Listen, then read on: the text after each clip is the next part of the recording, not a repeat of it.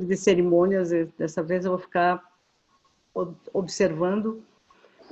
Esse encontro é mais um encontro dentro do projeto Raízes que a gente está implementando na sociedade, que tem o objetivo de trazer pessoas de fora para conversar conosco sobre temas que são normalmente pouco vistos, pouco explorados e que ainda tem uma falta de representatividade na academia, né? A gente não é uma instituição acadêmica, mas a gente tem interesse em ampliar nosso pensamento, ampliar o nosso conhecimento.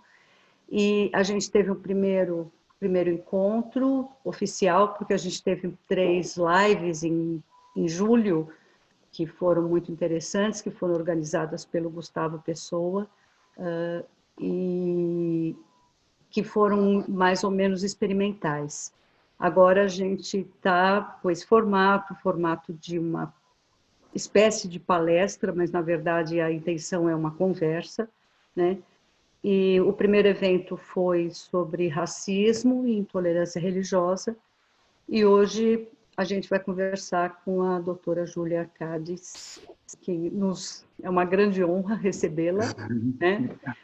E que tem um trabalho muito intenso e muito especial sobre a transexualidade.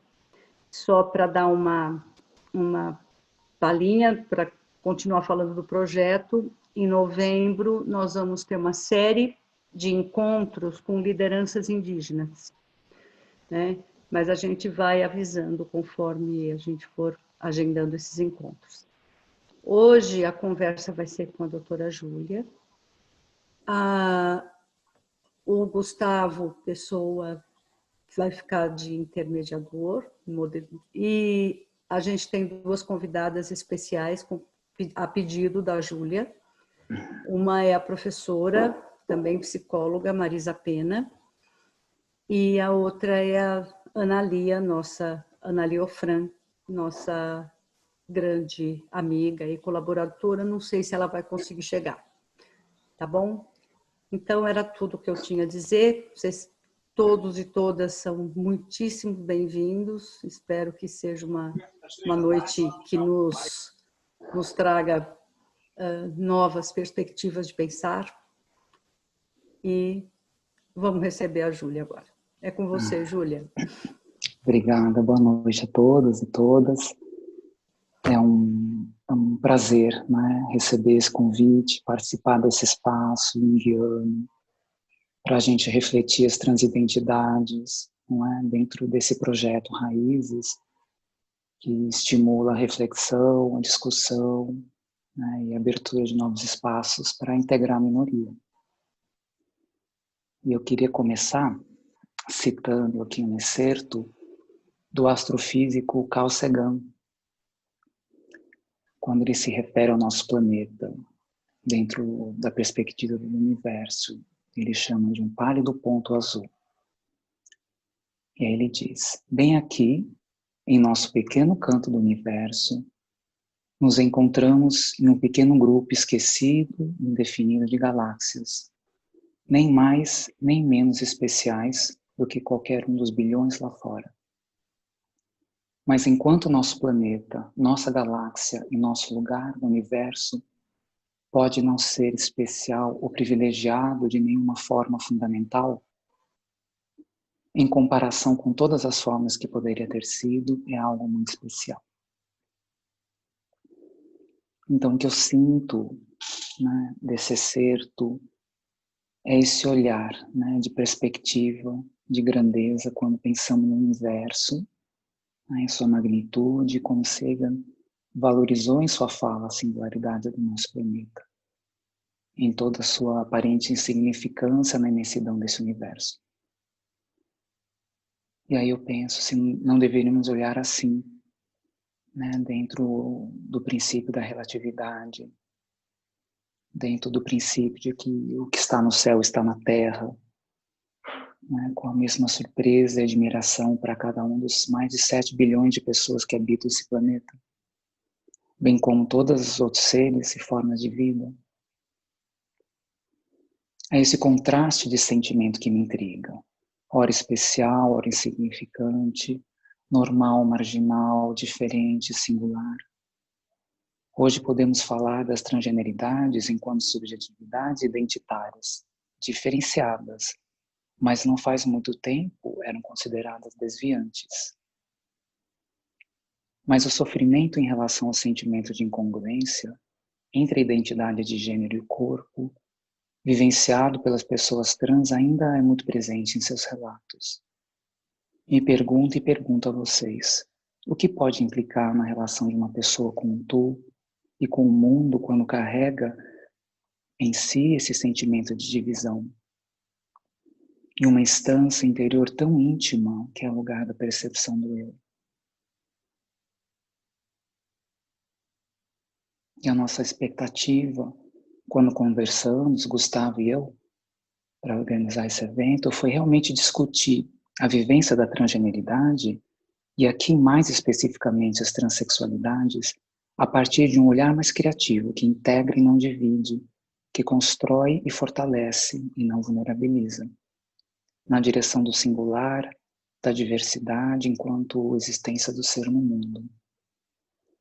Daí queremos, junto com vocês, participando ativamente desse diálogo, dessa conversa, complexificar todas essas polêmicas, discussões sobre sexualidade e gênero.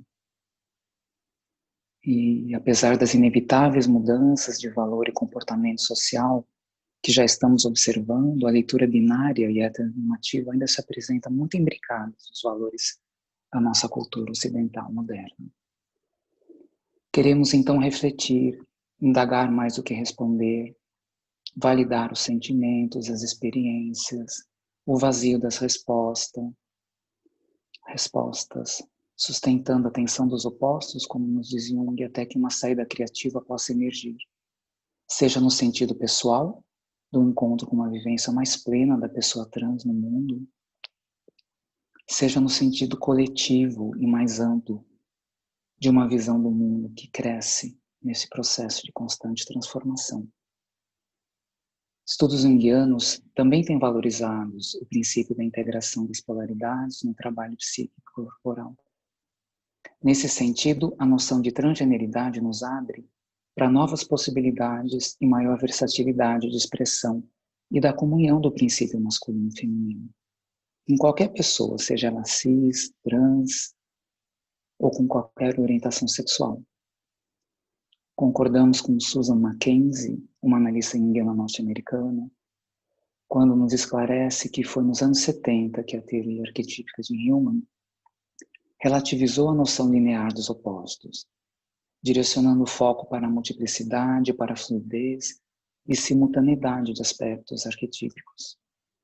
E com isso abriu espaço teórico para se refletir acerca de uma nova visão de gênero e sexualidade, embora ainda não se tenha elaborado uma teoria junguiana que abarcasse esse tema com profundidade. Como já identificou Paulo Ceccarelli, um psicanalista lacaniano, as últimas décadas têm sido marcadas por uma revolução cultural, oferecendo um espaço de respeito e reconhecimento das transexualidades, tanto no âmbito social quanto no jurídico. Além disso, frisa que todas essas iniciativas contribuirão cada vez mais para a diminuição do estigma, da violência, da discriminação social e o acesso mais humanizado à saúde pública. É importante também citar a fala de Márcia Aran, também psicanalista, quando diz que o apoio dessa autonomia está baseado no avanço da biomedicina, a qual possibilita a cirurgia de afirmação de gênero, isso desde a metade do século XX, por meio de vários procedimentos cirúrgicos e hormonais, apesar de todos os desafios que implicam essas mudanças. E para finalizar essa introdução, em nosso cenário de grandes mudanças nos valores que orientam o nosso modo de pensar e agir, nos encontramos em um limiar de transformação, que pode ser evidenciado pelos paradigmas emergentes, com todos os seus paradoxos, mas sempre na direção de uma compreensão que favoreça espaços para relações baseadas na alteridade e em maior versatilidade da expressão das qualidades masculinas e femininas em qualquer pessoa, seja ela cis ou trans, qualquer orientação sexual. Resta-nos a ética para guiar essa transição.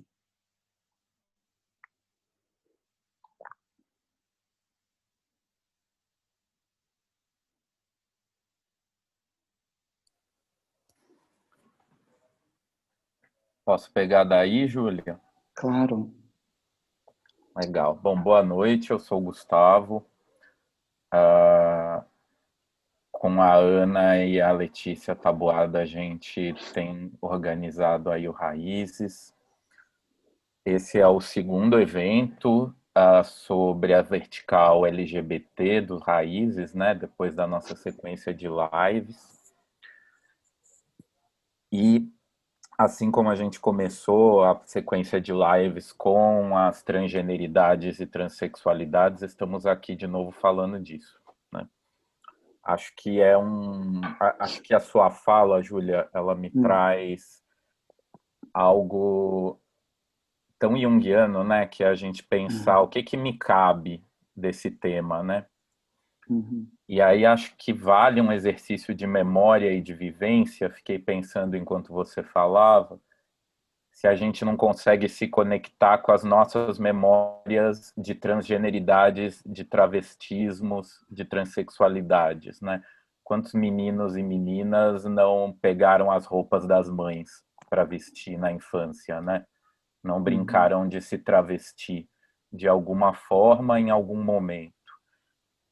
E por que eu peço essa memória de todo mundo, né? Porque Jung já falava que todo drama individual corresponde a um drama coletivo, né? Então, se há drama, se há conflito, se há dificuldade, se há necessidade de elaboração na transgeneridade, na transexualidade, isso é um problema de todos nós, né? Não é um problema só das pessoas que vivem agudamente esse sofrimento, né? E nós deveríamos nos responsabilizar por isso.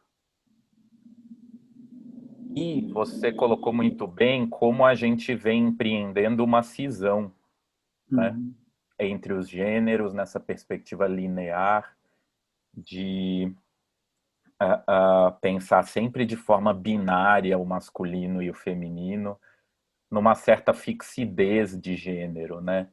E aí acho que uma pergunta muito junguiana também que nos cabe é pensar a que serve essa fixidez ou a quem serve. Quais são os interesses que estão sendo atendidos e a serviço de quê, né? Acho que é uma pergunta que tem que ficar para a nossa reflexão. Não sei como você, Júlia, tem vivido isso, mas eu tenho pensado muito sobre as questões LGBTs e por que elas incomodam tanto, né? E por onde passam esses incômodos, inclusive nas pessoas cisgênero, né? A gente necessariamente está falando de algo muito maior do que simplesmente um indivíduo. E acho que a gente precisa desbravar esse território juntos para parar de projetar tanto ódio, né, e tanta exclusão, e tanta raiva, e tanta violência nas pessoas trans. Exato. A gente precisa se apropriar. Eu acho que, em primeiro lugar, talvez diferenciar, né, esses conceitos. Não sei se todos têm familiaridade, né? Assim, o termo cis tem a ver com o mesmo, né? Então, uma congruência, entre aspas, entre a identidade e o corpo biológico, no sentido de como ele foi designado. Então, um corpo biológico masculino e uma personalidade masculina vai gerar, então, né, o que a gente chama de cisgênero. E todas as pessoas transgêneras, né, elas de alguma forma não encontram essa compatibilidade. Mas a gente está falando também de uma perspectiva binária, não é? É complexo falar de transgeneridades quando a gente está usando uma linguagem binária. Mas vamos lá, vamos trabalhar com o que a gente tem. E entender também que a transgeneridade é uma experiência das identidades muito ampla, né? E a gente vai tratar hoje da transexualidade, né? Dentro das transgeneridades. Por quê? Né? Porque a gente tem como base aqui discutir a questão do sofrimento, né? Da disforia de gênero, né? Que é um termo médico. A gente tem usado o CID, o novo CID, né? Agora traz o termo de incongruência de gênero, embora eu ache que a incongruência é com o corpo, né? Nunca, se você perguntar para uma pessoa trans, né, se ela tem uma questão com a identidade, né? Normalmente o corpo que parece que ele não está sintonizado com a percepção de si. Mas claro que esse sentimento de não sintonia, ele está totalmente conectado com as referências que foram incorporadas, né? E quando você citou, Gustavo, né, a questão do binarismo, a gente está falando de uma cultura patriarcal, né, de uma cultura patriarcal que organizou civilizações nos últimos milênios, né, e que é um sistema que funciona de uma forma muito dicotômica, né, então tudo é muito polar, né, quem manda, quem obedece, né, as geografias, a questão de poder, né, sujeito-objeto, homem e mulher, não é? E é um sistema que organiza de tal forma que toda expressão, né, que contém nesse espaço entre um polo e outro, ela está fora da normalidade. Ela está na minoria. E como isso vem sendo interpretado, né, como uma coisa negativa, como uma aberração, né, como uma patologia. Não só as transgeneridades, como a gente está falando, né? Mas de um modo geral, né? A minoria ocupando esse espaço nessa visão binária. Aquela viagem que a Nicole foi para Rio de Janeiro. Oi, acho que entrou uma voz. Por favor, todo mundo desliga o microfone. Queria aproveitar e, assim, a ideia aqui é que nós possamos todos nós bater um papo sobre esse tema da transexualidade, né? A Júlia, ela defendeu um doutorado belíssimo sobre o tema, né? E acho que seria bacana você falar um pouco sobre seu doutorado, Júlia. Uhum. E acho que talvez seja mais fácil que as pessoas sinalizem no bate-papo. Eu aqui, como moderador, vou ficar atento ao bate-papo do Zoom. Se vocês tiverem dúvidas ou quiserem a palavra, e a gente vai se organizando. Se alguém não conseguir acesso ao bate-papo por algum motivo, manda um sinal de fumaça aí, acho que a gente consegue se organizar. Agora, a gente tem uma convidada de honra, né, a Marisa Pena. Queria convidar ela para falar também. O que você está pensando, Marisa, sobre isso que a gente já disse? Obrigada, Gustavo. Estava aqui procurando onde que a gente levanta a mãozinha, né, para dizer quero falar, né? Eu não estava pensando em alguma coisa específica do que a gente já disse. Eu estava pensando em saber da Júlia o que ela pensa de qual seria, e se é que tem, alguma diferença no atendimento a um paciente, uma paciente trans. Uhum. Acho que esse é um ponto importante. Claro. Acho que assim, só voltando um pouco, né, nessa questão do binarismo, né, nessa questão de que se formata um jeito de olhar o mundo, né, com dois polos, a noite, o dia, né, o homem, a mulher, e não se atenta assim para uma escuta de tudo que habita nos espaços, né? Então o anoitecer, né, o amanhecer, todos os ínteres, né, o gargalo da ampulheta, onde os tempos de Cronos e Kairos se encontram, né, esses espaços especiais, em que a gente sabe que eles são disparadores, né, de novas percepções, de saltos, de insights, né? E quando a gente pensa um paciente trans, como você está trazendo, né, então é importante esclarecer novamente que dentro do grande guarda-chuva das transgeneridades, a gente tem muitas subjetividades, a gente tem muitas identidades de gênero. A transexualidade é a ponta desse grande guarda-chuva. Por quê? Porque a transexualidade ela ainda tem um funcionamento binário, vamos pensar. Uma pessoa trans, ela migra normalmente de um polo para o outro. Uma pessoa transbinária. A gente tem as pessoas transexuais não binárias. A gente tem as travestis, mais conhecidas no Brasil, mas no mundo existem os travestis também. A gente tem os agêneros, a gente tem os bigêneros, a gente tem os andrógenos, a gente tem muitas variações, né? Enquanto noção do eu. O meu trabalho no doutorado acolheu, né, as pessoas transexuais por causa do sofrimento.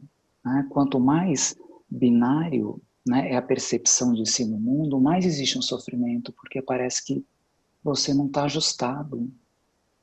E quanto mais você consegue olhar o mundo de uma forma não binária, você não vai sentir um conflito no seu corpo, sua psique. Você vai olhar, você vai viver essa experiência como algo mais criativo, como algo mais singular, não é? E por que a gente está falando de transexuais, binários e não binários? Né? Porque uma pessoa transexual é o que a gente mais conhece, a gente tem mais visto mais, né, as pessoas trans. E o termo trans, às vezes é usado para transgênero, às vezes é usado para transexuais, né?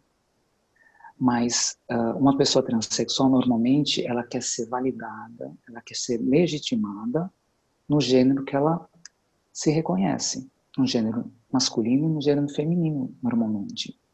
A pessoa transexual não binária, ela não tem essa necessidade, né, de que você identifique nela esses códigos, esses estereótipos.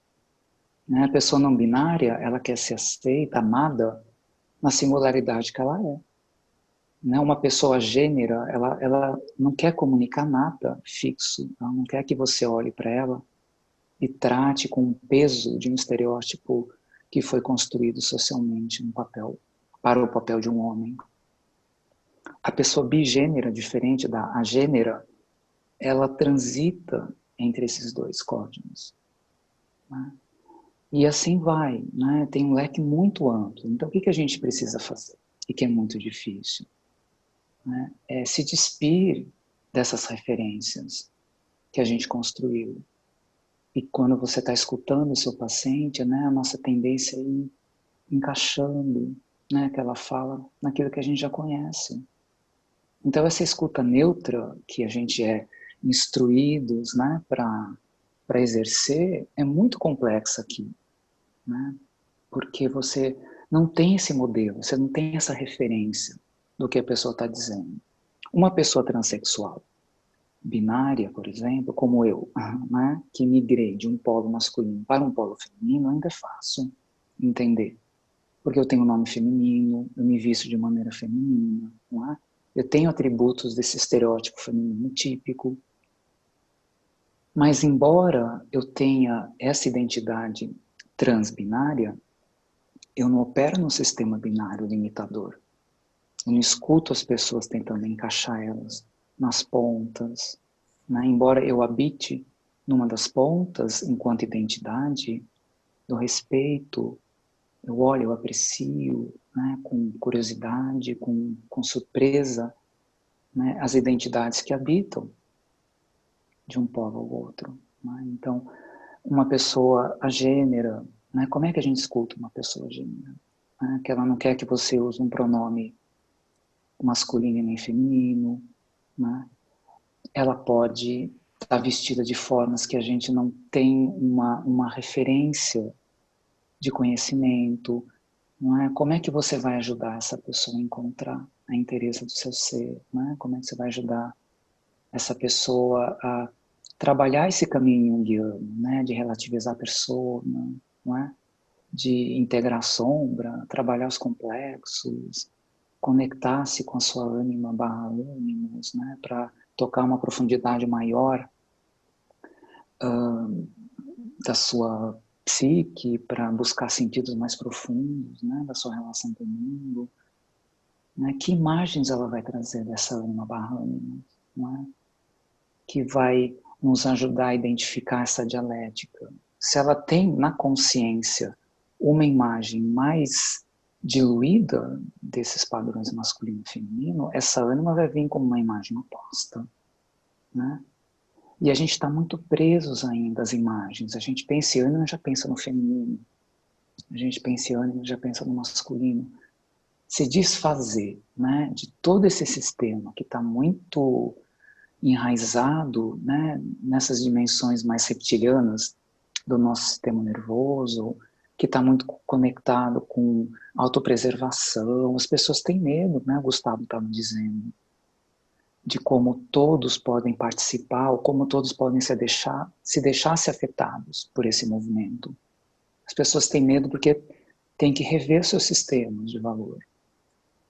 Né, uma pessoa que vem de uma religião muito fundamentalista, né, e tem um filho ou uma filha trans, ela vai ter que se deparar, né, com todos os valores que ela construiu, com toda a ideia, né, do que é certo e errado, e o que ela faz com o amor desse filho, dessa filha, né?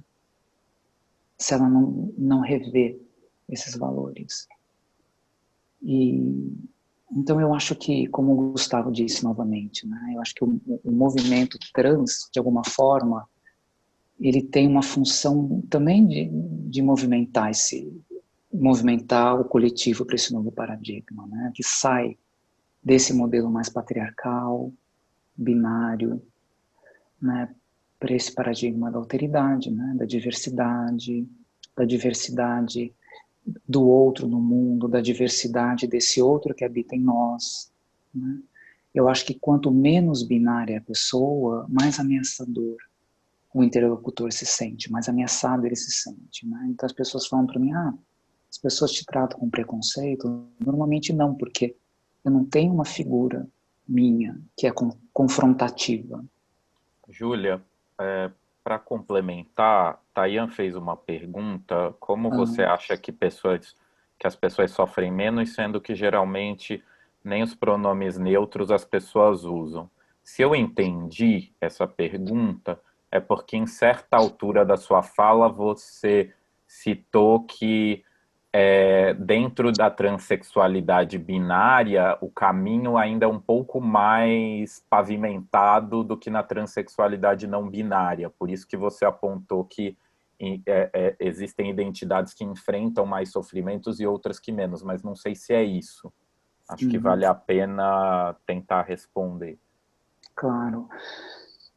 Eu acho que assim, a pessoa transexual binária, né, o sofrimento tem muito a ver com essa busca de comunicar no corpo, através das cirurgias, através do reconhecimento do mundo, como ela se sente, né? Esse movimento é mais conhecido por nós, né? Porque ele tem uma compreensão binária. A experiência não binária, ela é muito nova, ela é muito assustadora, ela é muito ameaçadora no sentido da socialização, né? No sentido da integração dessa pessoa no mundo, né? Daí vão surgindo expressões, uma linguagem mais apropriada, que ajuda talvez, a despressurizar, né? Vamos colocar, não sei nem se existe essa palavra assim para esse contexto, mas a condição daquela pessoa. Só que a gente aí entra com outro desafio, né? Que as pessoas reclamam disso, nossa, então eu vou ter que aprender uma outra linguagem, eu vou ter que chamar de elo, porque se eu falar ele ou ela, eu vou estar obrigando a pessoa, né, a ter uma vivência que ela não quer ter. Eu acho que um dia tudo isso talvez não vai ter tanta importância, né, mas eu acho que ainda, né, em nome da representatividade, em nome de criar um espaço no imaginário popular para que se inclua todas essas referências, imagens de possibilidade de ser, parece que ainda é importante, né, cuidar de como a gente usa os termos, né, para que caiba a experiência emocional de todo mundo na interlocução.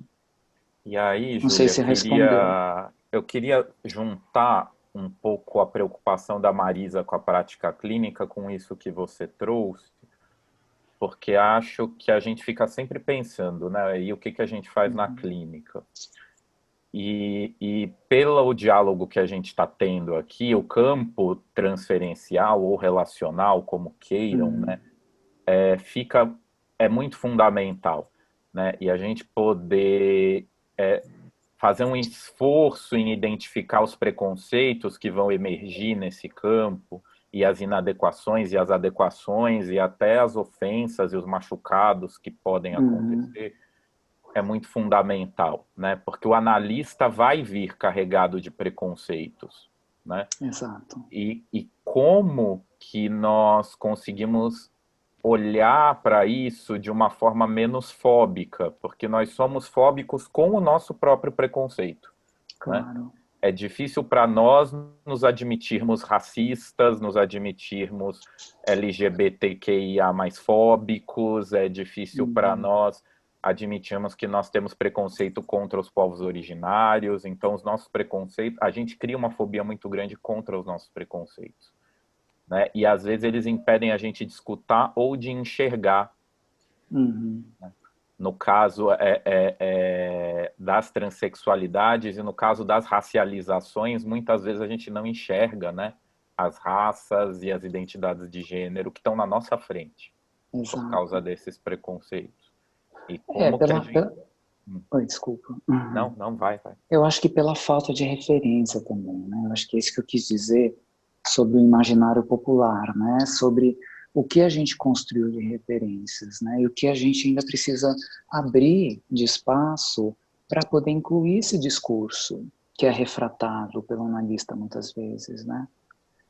Exato. Às vezes cai um pouco, acho que o sofrimento que vem da esfera social, né? Do colonizado, né? Do oprimido, às vezes encontra pouca escuta na clínica. Exato. E a gente precisa ter uma atenção a isso, mas nesse campo a gente precisa olhar dos dois lados, né? Tanto a gente poder entender que às vezes nós seremos LGBTfóbicos e racistas e machistas, e a gente tem que ter uma disposição para aceitar isso, lidar com isso, assumir isso. E também precisamos ter uma certa capacidade de dar espaço para o que ainda está em construção, né? Então, assim, nós vamos errar muito. Essa questão dos pronomes neutros, a gente vai errar muito, né? Tem pessoas que preferem alguns pronomes, outras preferem outros pronomes. Às vezes a gente fica com medo de perguntar qual pronome a pessoa prefere, no medo de ofender a pessoa. E tudo isso obriga a gente a se rever em muitos níveis, né? Exato. Mas tudo isso é uma tentativa ainda, né, Gustavo? Acho que a gente tem essa permissão, né, de errar, porque a gente está buscando acertar, né? Então, se você pergunta o pronome, eu acho que, a princípio, é o jeito mais politicamente correto, né, de você abordar uma pessoa, né? Até um dia em que a gente vai conseguir olhar para a pessoa e não vai se prender porque ela tem uma barba, porque ela está usando uma camisa, né? Vai ser muito mais natural, né? Que essa subjetividade ela transpareça, né? E que a gente percebe, que a gente sente, que a gente não vai se antecipar e que a gente vai ter superado esse aprendizado também de reconhecer um macho e uma fêmea, não é como essa coisa mais primitiva que habita em nós. Temos várias perguntas aqui. Vamos lá. A Simone Ribeiro fala, gostaria que a Júlia falasse mais sobre a ânima nas pessoas trans. Perguntão esse. É um perguntão, né? Eu acho que a Marisa pode ajudar também, porque eu vi ela falando lá no Moitarás. Marisa.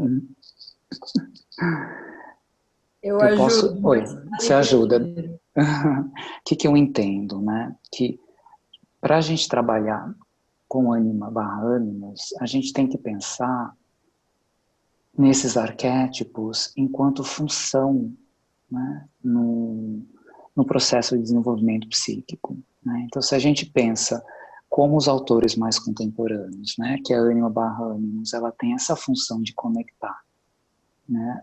A nossa psique em camadas mais profundas do nosso ser, não importa tanto essa imagem. E eles dizem assim que normalmente essa imagem ela vai surgir como uma imagem complementar à imagem que ela já expressa conscientemente. Então a gente tem que descobrir, a gente tem que escutar, a gente teria que fazer uma pesquisa ampla para ver, né, os sonhos, como essas imagens vêm aparecendo no trabalho analítico com pessoas trans, né? Porque o que acontece? Assim, tudo é muito recente, né? A gente tem muitas terapias afirmativas, né, que ajudam a pessoa a se fortalecer enquanto ego no mundo, que ajudam a pessoa a fazer a transição social. E no trabalho junguiano, a gente tem pouco, vamos dizer assim, pouca experiência, né, relatada sobre a análise com pessoas trans. Como a Marisa falou, não tem diferença, né, um trabalho de autoconhecimento. Mas o que a gente teria, talvez, é a observação do que surge, não é? Dessas imagens, por exemplo. A gente sabe que a pessoa trans muitas vezes carrega uma ferida egóica, porque existe um ataque longo, né, e persistente que interfere, né, nesse eixo persona-ego-self. Né? A gente sabe algumas coisas que em algum outro momento a gente pode compartilhar, né, sobre como é a vivência comum de pessoas que passaram por essa vivência. Júlia, Marisa, você quer posso? complementar? Eu não sei nem se eu vou complementar, né? Primeiro eu vou dizer que a gente está usando bastante termos junguianos e se tiver entre as pessoas alguém que não esteja Familiarizada, né? achando que está suficiente, que se manifeste, né? Então, supondo que a maioria de nós falamos esse mesmo idioma, eu entendo, e é aquele trabalho que você assistiu, ao qual você se refere, eu entendo que, além disso que você falou, num sentido mais desenvolvimentista, digamos, né, da Aham. ânimos, como aquilo que o Jung propõe mesmo, no seu sentido mais complementar, hoje nós também podemos pensar, depois de uma determinada idade, ou não sei nem se tem idade para isso, que ânimos estão em nós e somos nós. Então, a depender e como que estejamos vivendo, é onde aquilo se fará mais forte. E o seu oposto deixará de estar na consciência. Temos hoje chamados para as mulheres, e aí independente de ser trans, mesmo sendo cis, né? Que em determinados momentos do dia nós temos atitudes absolutamente regidas por uma figura masculina, digamos assim. E aí o complementar ficaria em algum lugar escondido. E o oposto é verdadeiro. Temos momentos em que sejamos binariamente homem ou mulher, temos momentos em que a gente tem o oposto, né? Exigimos e pedimos de nós atitudes que são do espectro do feminino. E aí o ânimos ficaria no complementar. Mas eu acho que nós estamos regidos pelos dois o tempo inteiro. E como essa dinâmica se dá, né, eu acho que o exercício é validar, é escutar pessoalmente. Né? E normalmente a gente sobrepõe já um conhecimento sobre como essa dinâmica opera. O ânimos na mulher, a ânima no homem. Né? Eu acho que é disso que a gente tem que se esvaziar um pouco. Que já é uma teorização binária, né? Totalmente binário. Agora, né? a gente tem um monte de perguntão e polêmica na fila. Vamos abrindo e vamos causando, porque afinal as bichas, as sapatas, as trans, íamos todos para causar. Se você não for nem bicha, nem sapata, nem trans, você não pode falar assim, tá? Queria fazer esse disclaimer, a não ser que você seja autorizado por uma pessoa do Vale, ok? A próxima pergunta, Carol Batá falou, Júlia, como você enxerga a transexualidade nas diversas classes sociais? Gente, ainda bem, Júlia, que você é a protagonista aqui, porque essas perguntas me dão vontade de sair correndo de medo. Eu acho que assim, é uma pergunta importante, né, que a Carol, minha sobrinha, inclusive, está fazendo. Eu sinto assim, que essa ideia de normalidade e de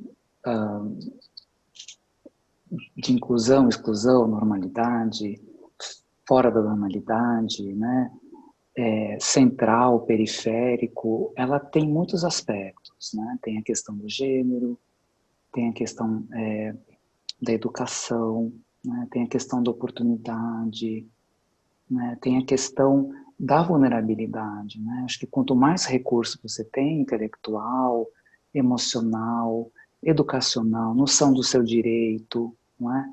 Amor da família, amigos, mais oportunidades, de um modo geral, a gente tem para enfrentar, não é? As dificuldades que as pessoas têm em seus processos na vida.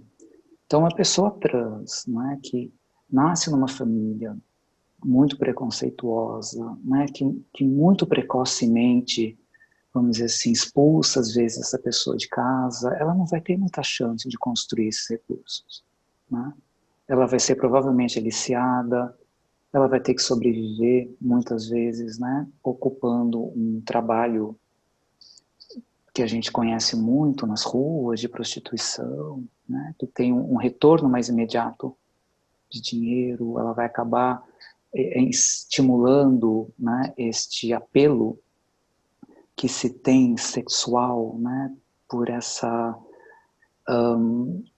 por essa questão diferenciada da mulher trans, por exemplo, né, tem algo diferente, tem algo especial, tem algo intrigante nessa mulher com pênis, por exemplo, né? E acho Então, que é importante, né, Júlia, a gente sublinhar que, assim, existem custos ocultos em ter certas identidades. Então, é muito comum, isso acontece com toda a população LGBT, mas ainda mais comum na população trans, que ocorra a expulsão de casa. Então, a pessoa, muito precocemente, ela precisa ter um trabalho, ter uma renda, ocupar onde morar, né? Isso cria uma série de custos, uma série de dificuldades sociais. Esse recorte de classe social, ele é importante, né? Exato. A gente sabe que existe uma parte da população LGBT que é muito favorecida economicamente e existe o oposto também, né? Uma parte da população LGBT empobrece somente por ser LGBT, né? Exato. E a gente tem visto um movimento político, né, que tem favorecido, por exemplo, a inclusão de crianças trans, né, adolescentes, o direito do nome social, o trabalho com as escolas, né, para favorecer esse processo de educação, que ele é muito central, né, na diferença que a pessoa pode ter na vida. Exatamente. E assim, queria até dar um dado para vocês, né? Eu estive com o Dr. Ricardo Vasconcelos, que é infectologista da USP, e ele me deu um dado que eu achei muito impressionante. Ele falou que a prevalência do HIV na cidade de São Paulo, em homens cis heterossexuais, é de 0,8%. Em homens cis gays, essa prevalência sobe para 25%. Na população trans, essa prevalência é de 30%. E por que isso ocorre, né? Isso ocorre porque quanto mais excluída é uma população, mais ela corre o risco de contrair doenças, de não encontrar oportunidades, de não ter os tratamentos adequados, de não ser bem atendida no equipamento de saúde público. Então, esse problema social, né, de classe, ele se agudiza na população trans, né? Exato, porque já parte de uma vulnerabilidade emocional que coloca a pessoa muito suscetível a essa vulnerabilidade social, né? Bom, temos mais pergunta. A Júlia Abreu Cetim, ela escreveu um TCC sobre as mudanças na psicologia analítica em relação à individuação na contemporaneidade. Encontrei muitos artigos falando sobre que as mulheres deveriam fazer uma recuperação da essência feminina. Os meus pelinhos já até se arrepiaram com esse negócio de recuperação da essência feminina. E fiquei me questionando como as pessoas transgênero e intersexo se relacionariam com essa perspectiva. Eu diria até que é um paradigma, né, esse negócio da essência feminina. Ao que essa essência feminina, aspas, da Júlia, está ligada? Ao útero, à identidade de gênero? Como você, Júlia, enxerga essa questão? Também falei isso aí. Acho que são muitas questões juntas aí, né? Acho que o essencial aqui, já que a gente está falando de essência, é como você enxerga essa questão da essência feminina, né? E como que a gente poderia pensar isso dentro de outra perspectiva, talvez. Eu acho que essência, a gente está falando do arquétipo em si, a gente está falando do princípio, né? Existe um princípio feminino, né? Existe esse princípio do receptivo, né? Esse princípio do maternal, né? Esse princípio que a gente, quando conversa com as pessoas trans que fizeram hormonização, que conheceram o ambiente da testosterona, que conheceram o ambiente do estrogênio, eles vão falar, né, de uma diferença de drive, eles vão falar de uma agressividade maior, de um impulso de penetração maior, né? As meninas, quando tomam estrogênio, falam que ficam mais sensíveis, mais receptíveis, que as emoções têm mais cores. Então a gente parte de algum princípio básico que a gente encontra na natureza, né? Que a gente encontra nos próprios elementos da vida, né? Das plantas, da noite, do dia. Agora, o que a cultura faz, muitas vezes, é exacerbar, não é? Enrijecer, né? Criar uma cisão desses princípios nas mulheres e nos homens, né? Eu acho que a doença está aí, né? Na não circulação desses elementos, que na verdade, como a Marisa falou, eles habitam em todos nós, não é? Se a sociedade não fosse essa sociedade binária, patriarcal, ela não cindisse tanto, a gente não teria um movimento feminista, por exemplo, que lutou para sair desse lugar do objeto, né, da opressão desse masculino. Né? Inclusive, o movimento tem parte do movimento feminista que não é simpatizante com o movimento transexual. Né? Existe um discurso de que as mulheres trans, por exemplo, elas não vivenciaram essa experiência de opressão, né, da mulher cis, que a mulher trans não menstruou, não é? Que a mulher trans não passou, né, por toda essa cultura de repressão e opressão que a mulher cis passou. Né? Então, por que ela se considera uma mulher? Né? E é longa essa discussão. Né? Eu acho que a identificação, né, são muitos símbolos, né, acho que são muitos aspectos que vão caracterizar esses dois princípios. Se a gente pega o princípio, se a gente pega o princípio masculino, a gente tem a questão da força, a questão da objetividade, né, a questão da mente.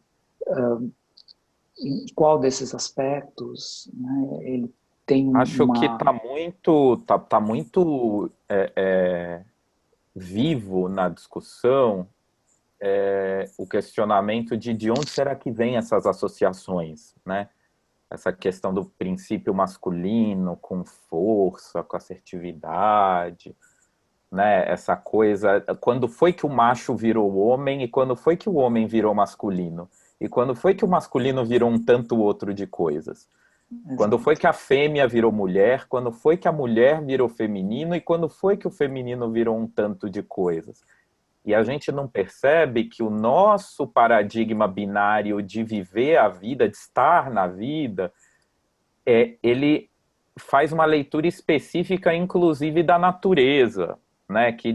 Não sei se todo mundo conhece, a Joan Roughgarden, ela tem esse livro, que é a evolução do gênero e da sexualidade. Ela é uma bióloga. E ela fala o seguinte: nós costumamos pensar que existem 2 gêneros que correspondem a 2 sexos. Na natureza, muitas espécies possuem 3 ou mais gêneros. indivíduos de cada sexo ocorrendo de 2 ou mais formas. Isso é comum. A transgeneridade é um fenômeno muito comum na natureza, né? Não existe essa coisa do natural, que é assim, é assado, né? Essa é uma leitura a partir de uma perspectiva binária de mundo. De como a gente organizou, né? Essas forças que circulam no mundo. Posso falar? Deve.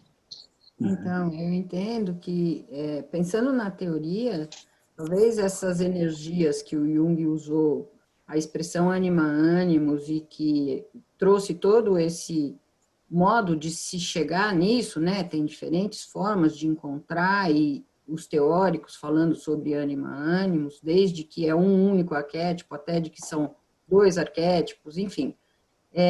Se ele tivesse usado alguma coisa do tipo yin e yang, nós não teríamos hoje, no meu ponto de vista, essa dificuldade de entender que esse feminino e esse masculino com o qual a gente está se havendo agora é fundamentalmente uma construção social, é uma construção cultural, né?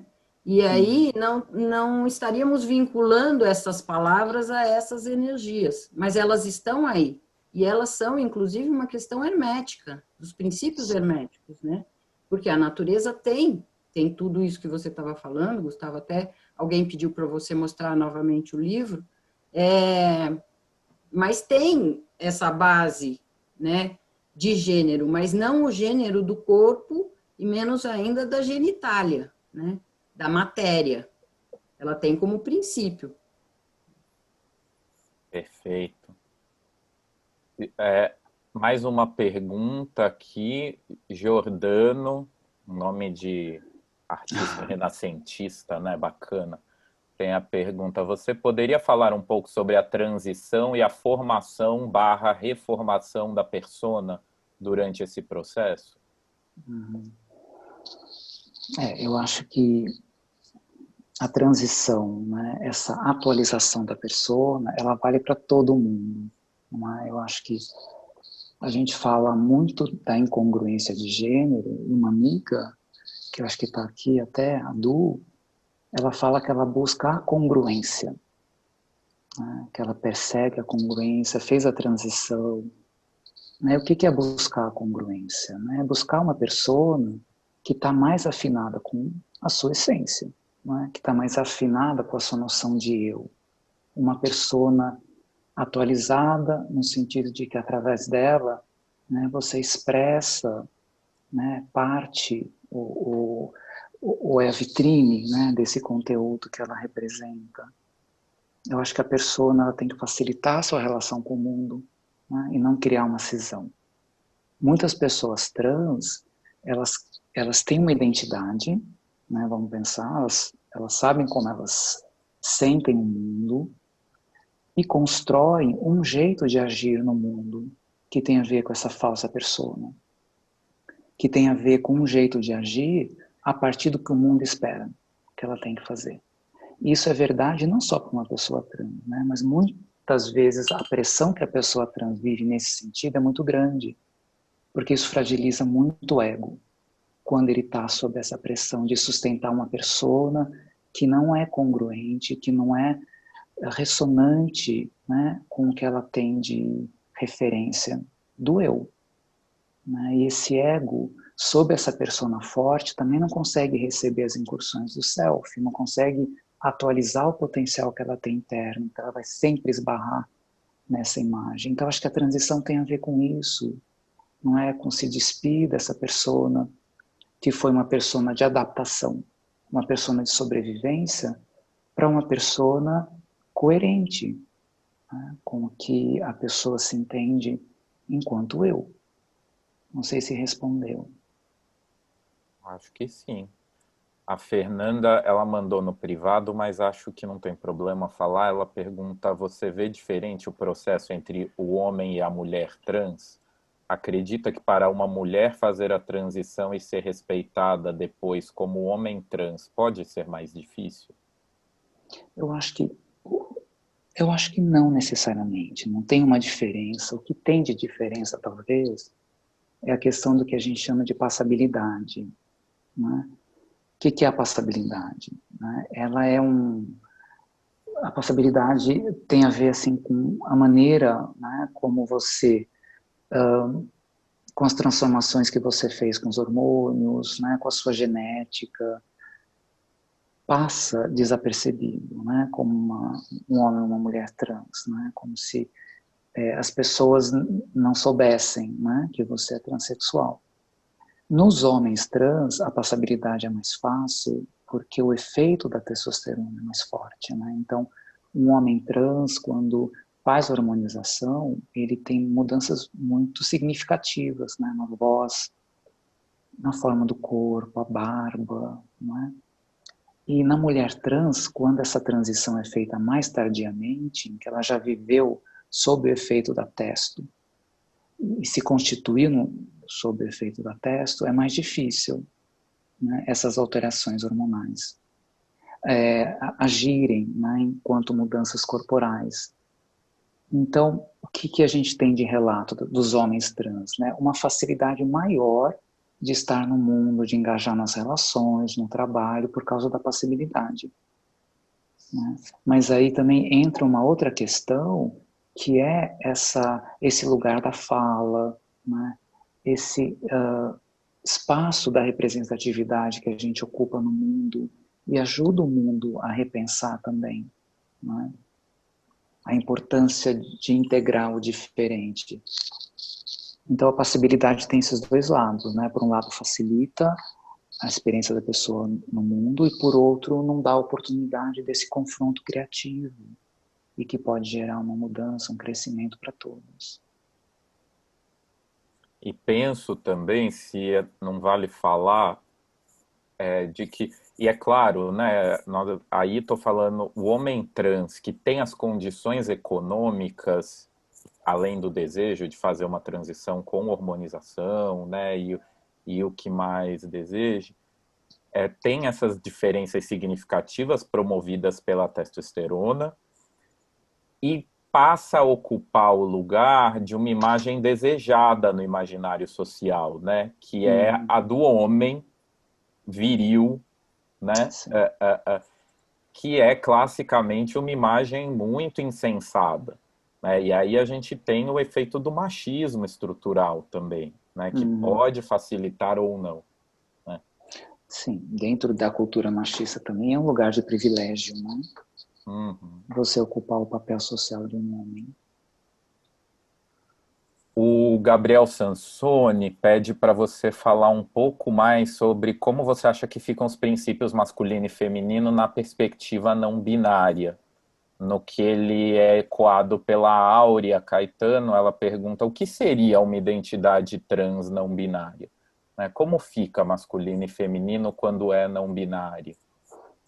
Aí é muito singular, né? Eu acho que aí não tem uma receita.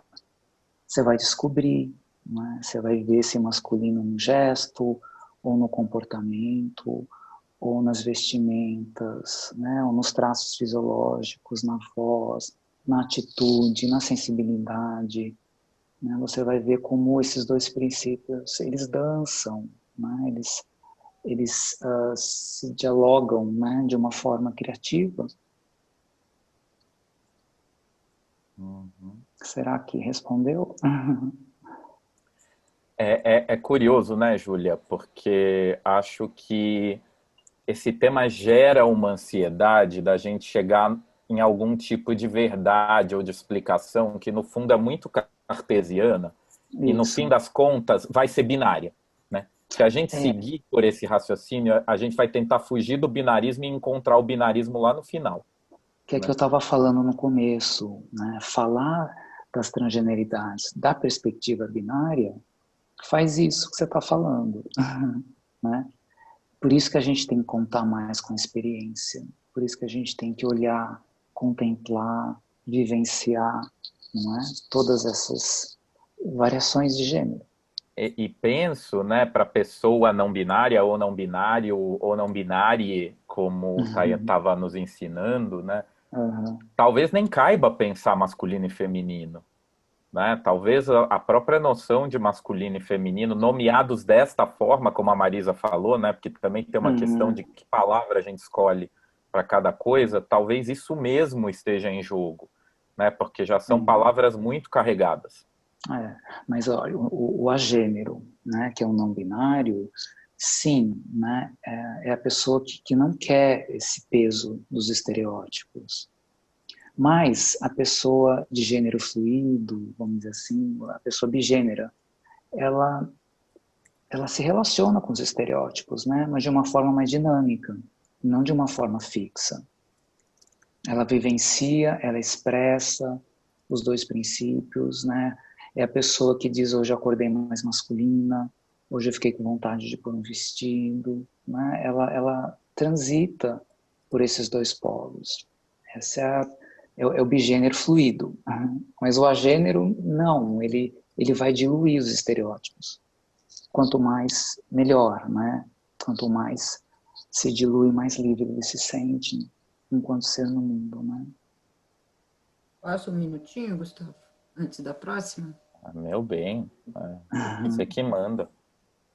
E eu acrescentaria que nós estamos falando de um extrato desta questão relativo à materialidade do corpo, à sexualidade, à identidade de gênero, mas nós somos todos em opostos. Então, sair do que é, o que não é, de um lado e do outro, é um exercício infinito de todo dia. E vamos cair nele. A Júlia começou falando disso, e nós vamos cair, mesmo que não na questão da sexualidade. Porque nós estamos assim, nós ainda, e sei lá quando, né, deixaremos de ser em no mínimo dois lados. Temos que aprender. O que a gente tem que aprender, Marisa? Muita coisa. A Alice Gocciola tem uma pergunta aqui. Nesse momento de pandemia, ando pensando muito na importância das redes de apoio, no caso da população LGBT. E aí já vou aproveitar para dizer, né, gente, LGBT, LGBTQ, LGBTQIA+, são convenções, não existe consenso, tá? Quando, em geral, eu estou num evento, eu falo só LGBT depois de ter falado LGBTQIA+, só para ir mais rápido. Mas não existe consenso sobre como nós nomeamos a nossa comunidade. No caso dessa comunidade, é muito evidente a importância do vale, entre aspas. Normalmente vamos a espaços exclusivos. Procuramos conforto e fortalecimento nos iguais. Como você, Júlia, enxerga essa questão do coletivo da população trans, né? Entendo que da rede de apoio, né? E como fica isso quando tiramos esse componente, por exemplo, durante a quarentena? Sim, eu acho que para todos, né, de certa forma, né? Eu acho que a quarentena é um grande desafio que vivifica os conflitos que já estão latentes, né? Eu acho que o isolamento, o medo, esse senso de ameaça, né, que a gente vive com angústia do não saber, ela vai ativar, né, os complexos, ela vai ativar as neuroses de todo mundo. A gente tem um trabalho no HC, eu sou voluntária lá também, né? A gente teve que interromper também os atendimentos, né, nos nossos pacientes, mas a gente criou os atendimentos virtuais, né, online. A gente tem criado recursos, as pessoas têm buscado recursos alternativos para manter essa rede de apoio, né? E é um fato, né, quer dizer, como existe essa vulnerabilidade, como existe um trabalho de afirmação que precisa ser feito, né, no sentido da própria validação da pessoa, no sentido da inserção dessa pessoa na comunidade, né? Esse período é muito desafiador, a gente tem muitos casos, a gente tem crises, a gente tem pessoas com tentativa de suicídio. Isso vai depender do recurso que a pessoa já desenvolveu e da rede que ela consegue manter dentro desse isolamento, não é? É assim que eu tenho visto com o trabalho que eu participo, com grupos e pacientes. Perfeito, perfeito. As redes de apoio sempre foram fundamentais, né? o movimento LGBT no Brasil, ele se forma ali no fim dos anos 70, início dos anos 80, com o grupo Somos, e já com rede de apoio, né? A população trans e travesti tinha estratégias, inclusive no período da ditadura, para se proteger, né? E para atuar em comunidade, porque ao contrário do que muita gente pensa, durante a nossa ditadura, a população LGBT foi muito perseguida, né? Não foi uma ditadura que era liberal nos costumes, né? Nunca foi. Né? Se vocês quiserem saber mais, depois eu ponho também, tem História do Movimento LGBT no Brasil, que é um livro ótimo também, que tem um capítulo só, aliás, tem vários capítulos sobre a população trans, especificamente sobre essas estratégias de resistência na ditadura, que incluem a comunidade e a rede de apoio. Agora, a Fernanda Alcântara faz uma pergunta depois, falando: poderiam falar sobre o efeito dos hormônios e seus sintomas psicofísicos? A gente teria que consultar um especialista, né, da área médica para falar com mais propriedade. Qual que é a sua experiência dos relatos das pessoas que passam pelo processo de hormonização, né? Em termos psicológicos, o que você observou, assim, o que as pessoas trazem de sofrimentos e de insights? Eu acho que, como eu estava dizendo, né, é bem diferente para os homens trans e para as mulheres trans, né, o processo de hormonização. Existe sempre essa ideia da testosterona, né, que vai trazer mais impulso, mais impulsividade, mais agressividade, né? A gente percebe, eu não sei se tem pessoas que fizeram esse processo que estão aqui, poderiam também compartilhar um pouco, né, da experiência de cada um, mas esse efeito psicofísico, né, ele vai ter essa ressonância, né, na atitude, no comportamento, na maneira de sentir. Então eu já vi relatos de homens trans falando que mudou a necessidade do que comia, né, que começou a querer mais proteína, querer, sei lá, mais carne, mais leite, se sentia mais sexualmente ativo, mais inquieto, mais ansiosos, né, mais agressivos, de alguma forma. Isso era um relato comum de muitos homens trans, né, que eu acompanhei. E as mulheres trans, de um modo geral também, né, eu acho que tem um relato assim, da diminuição da libido, né, de sentir mais afeto, romantismo e menos desejo sexual propriamente dito, genital. Tem aquilo que a gente já comentou, de se sentir mais receptiva, não é? Mais maternal muitas vezes, mais emocionalmente responsiva, né, para as emoções. São relatos comuns que a gente observa, né, na população. Mas é muito pessoal, né, não dá para a gente generalizar. Uhum. E queria reforçar aí o convite da Júlia, se alguém quiser abrir o microfone e compartilhar uma experiência própria, ou os insights que ganhou no atendimento clínico dessa população, tá aí a gente fica aberto aí para isso, mas sem problemas. E temos mais perguntas. A Áurea pergunta: então o não binário seria a não fixação? Isso é interessante, né, Júlia? Assim, a Rita Von Hunt, que é uma amiga que acompanho faz algum tempo, que foi no nosso evento do ano passado de homofobia e racismo, ela fala em um dos vídeos dela que ela é uma drag queen, né, que é um homem cisgênero que se identificava como gay. E aí, como Guilherme, né, a Rita fala: hoje eu me identifico como queer, né, que é o Q do LGBTQ. E acho que vem desse exercício de ir pensando numa perspectiva não binária, e aí a gente começa a pensar o que nós somos, quem nós somos e quem nós estamos, né? Pensar um pouco nessa não fixação, né? E de novo, a quem serve essa fixação de que eu preciso ser homem desde que eu nasci até eu morrer, e que se eu nasci com um pinto, isso significa que eu sou homem, né? Esse tipo de lógica serve a quem e a quê, né? E quando a gente não está na fixação, o que se abre, né? Seria a não fixação, então, o que a gente está chamando de não binário?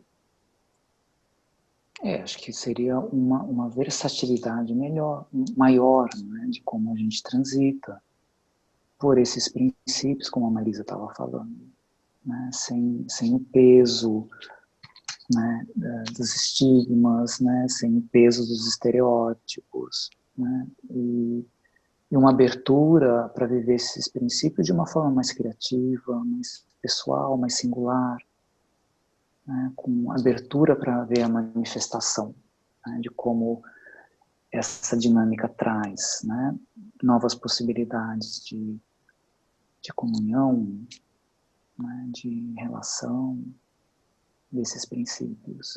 Mas parece muito abstrato falar assim, né? Porque a gente precisa das referências, a gente precisa das imagens, a gente precisa do contato com as pessoas, para ser tocados, né? Para ser tocados por este nova experiência, né? Eu concordo completamente. Eu acrescentaria um paralelo, né? Nós sabemos que para trabalhar como psicólogo, de algum jeito a gente se aproxima de todas as manifestações ou muitas vezes até invasões dos complexos e das questões que nos afetam. Por exemplo, a loucura. A gente anda bem ali do ladinho dela, né? E ela nos assusta, obviamente. A mim, pelo menos, ela assusta. Então, o quão aberto a gente está para saber que está ali do lado. Eu acho que esse é o lugar difícil. É a gente se aproximar disso, que é algo que está muito distante. Porque estávamos confortáveis até agora. Sim. Né? Estávamos acomodados. E agora está se mexendo, agora está se aproximando. É um processo enorme. É o trabalhão que eu falei que a gente tem para fazer, né? É se abrir para isso. E saber que está pertinho. Ou não, dependendo do preconceito. Sim. E do medo de olhar para essas fundações, né? Que estruturaram, quando o Gustavo fala que serve, né? Eu acho que serviu, a civilização se estruturou em cima desse modelo. Né? Por que a gente está assistindo o retorno do fundamentalismo na política, na religião? É uma resposta à ameaça desses paradigmas novos que se contrapõem, né, na verdade, porque quanto menos binária a sociedade, mais espaço a gente tem para diversidade, não é?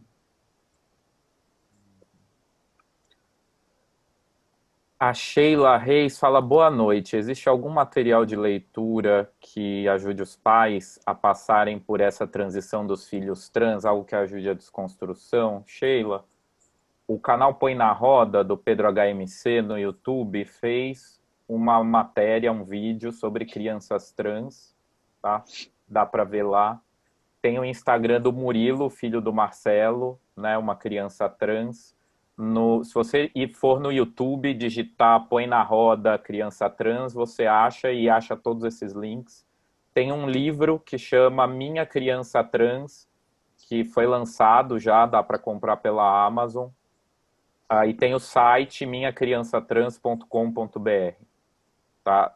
E aí, Júlia, não sei se você tem mais...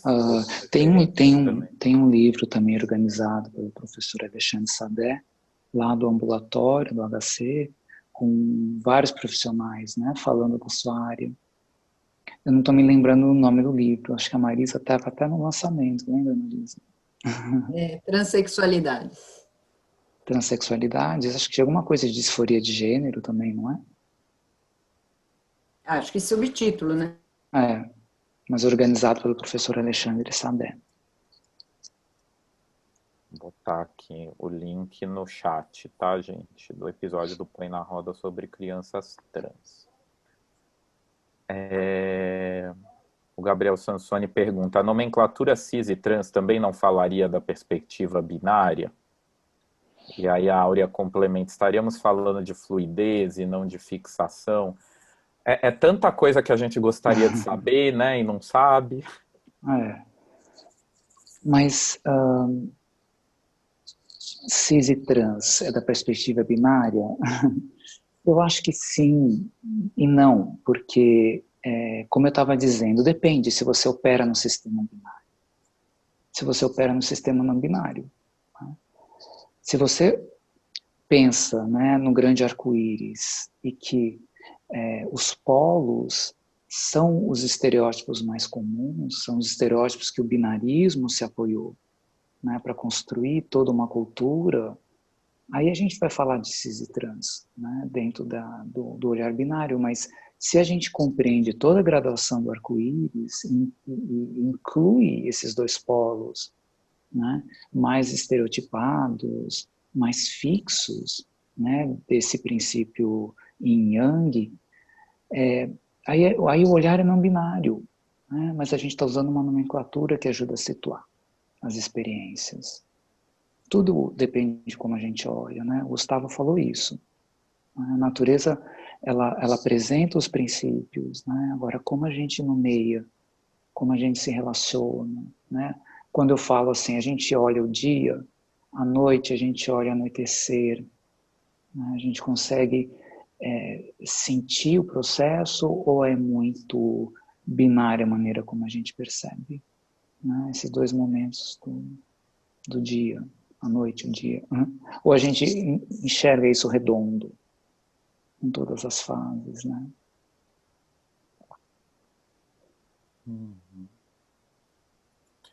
A Lívia Okada: como mencionado, estamos em constante aprendizado. Vocês poderiam comentar como os adultos, familiares, educadores, profissionais de saúde podem identificar e lidar de forma respeitosa com crianças e adolescentes que manifestam conflitos relacionados ao corpo, ao gênero e demais expectativas sociais?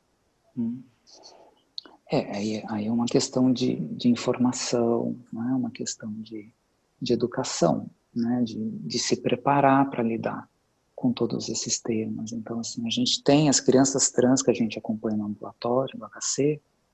Existe um programa de orientação para os educadores, né?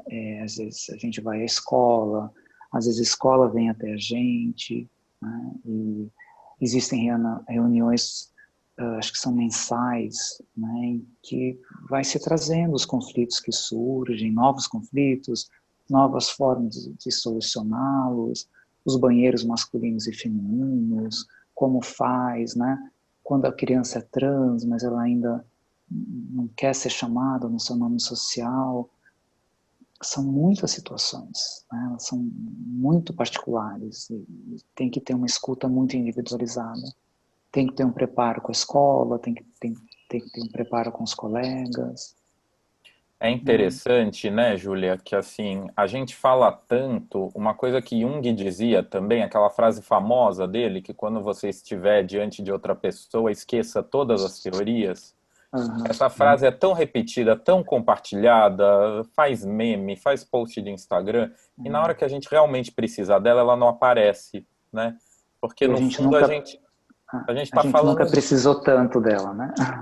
No fundo a gente está falando disso. Na hora que a gente está diante de outra pessoa, não coloque as suas teorias de gênero em cima da pessoa, né? Abra a sua escuta para além da teoria de gênero.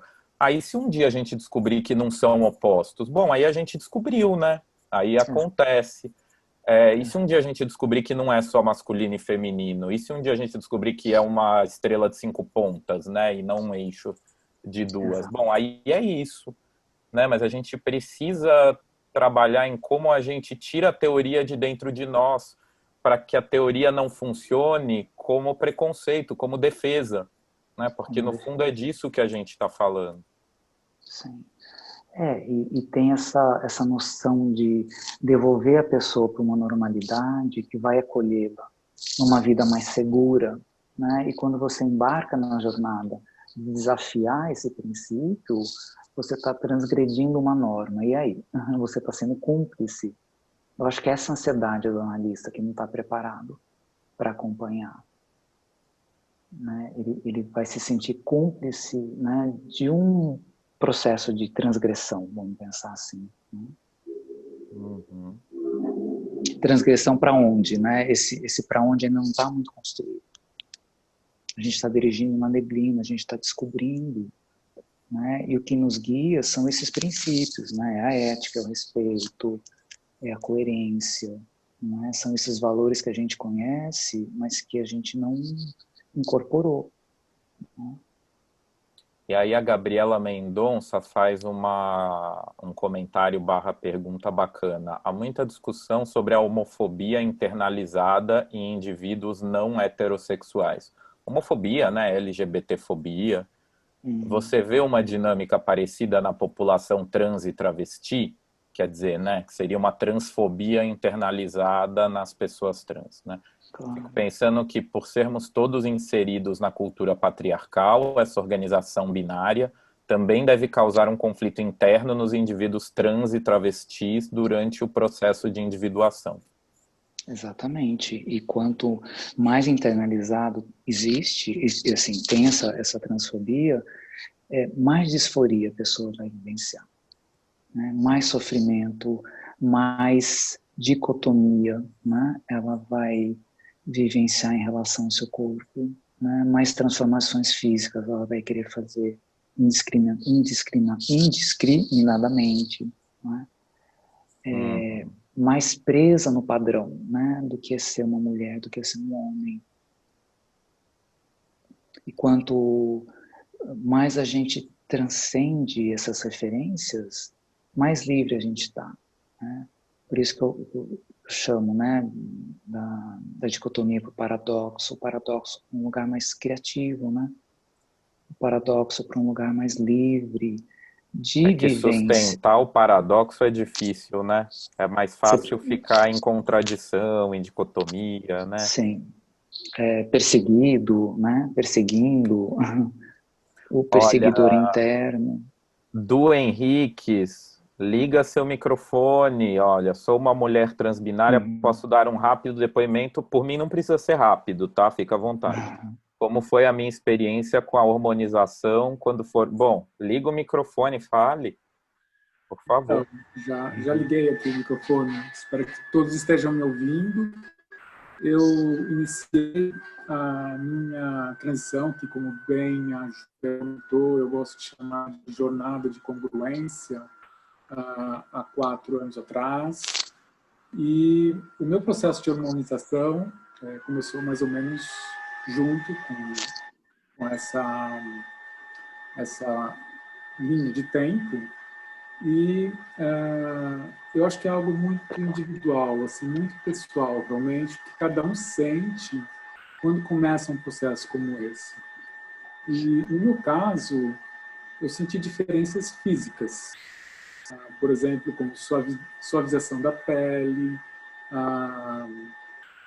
Uma coisa fantástica que aconteceu comigo foi que parou de cair cabelo. Teve um leve crescimento das mamas. E algo que me deixou muito satisfeita foi a redução da libido, que me incomodava muito, era muito intenso para mim, e aquilo não correspondia muito com o que eu sentia do ponto de vista emocional. Uma vez que eu sempre fui muito cobrada em ser uma pessoa mais viril, a estar mais de acordo com expectativas que a sociedade tem em relação ao lado masculino. E isso era extremamente intenso no trabalho, na vida pessoal, familiar. E quando eu comecei com o processo de transição, imunização, enfim, foi como se fosse uma permissão para mim, de eu poder expressar sentimentos e comportamentos que eram, na verdade, tolhidos, né? Eram cobrados como se não pudessem acontecer de forma espontânea. E a partir do momento que eu comecei aquele processo de hormonização, eu não senti tanto aquela questão que a Júlia falou, de eu sentir mais emoções, mais cor nas coisas, porque eu já sentia isso, eu já era assim. E por isso eu falo da questão da congruência. A partir do momento que eu busquei a minha transição, e não foi somente através de hormônios, foi também através de cirurgias, para vocês perceberem, eu tenho o rosto hoje com alguns sinais, cicatrizes. Eu passei por uma cirurgia de feminização facial há um mês atrás, então ainda estou me recuperando. Tenho algumas partes da minha face inchadas. Fiz também a colocação da prótese de mama. Enfim, é nisso que eu estou colocando a questão, né? É a questão da congruência em relação àquilo que eu sinto com o que eu quero transparecer para as pessoas com quem eu convivo. E, assim, como eu falei anteriormente, é algo bastante pessoal mesmo. Eu não senti tantas questões emocionais na minha transição que se modificaram, mas sim que foram, vamos dizer assim, permitidas a serem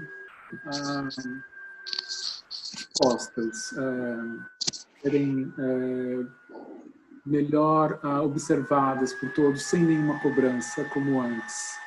Então, a partir do momento que comecei a minha hormonização, eu também comecei a falar sobre quem realmente eu era com as pessoas com as quais eu convivia.